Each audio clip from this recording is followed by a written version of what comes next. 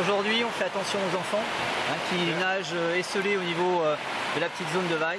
Dernière consigne aux sauveteurs de la SNSM, priorité aux enfants trop éloignés de leurs parents.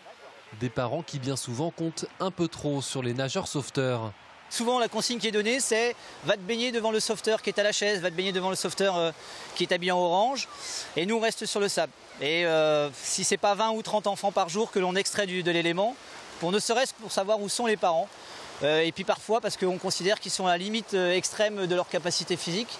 Outil indispensable, les jumelles. Difficile sans elles de repérer les personnes en difficulté quand il y a autant de monde. Surtout que la majorité des noyades se produisent sans que les personnes appellent au secours. On commence à avoir des gens dits en difficulté dès lors qu'elles ont des attitudes particulières. Nager avec le menton très élevé, très cambré, avoir un visage assez crispé.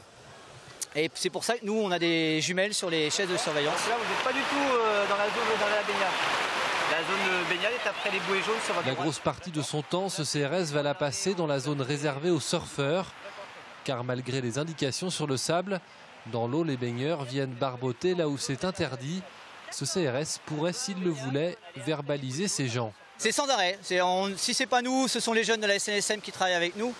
Et il n'y a pas une journée sans qu'on ait une activité de ce type à venir faire de la prévention, prévenir les gens qu'il y a un danger qui est particulier, qui est la percussion, la rencontre fortuite avec une planche, ou alors éventuellement une blessure qui pourrait être occasionnée par les rochers qu'on a derrière nous. Bonjour. Que ce soit sur la plage ou dans l'eau. Vous n'hésitez pas, hein. S'il y a un souci, vous n'hésitez pas. Hein. Les baigneurs sont surveillés en permanence par les CRS ou les sauveteurs de la SNSM. Des CRS qui proposent même gratuitement ces bracelets pour enfants. Téléphone portable des parents et prénoms y sont inscrits au cas où l'enfant s'égare. Dans cette famille, ce n'est pas la première fois qu'on utilise ce système. Ça existait déjà il y a, je sais pas, quand vous étiez vous petit, 30 ans, et donc je crois que ça a fait ses preuves. Si ça perdure, c'est que ça a fait ses preuves.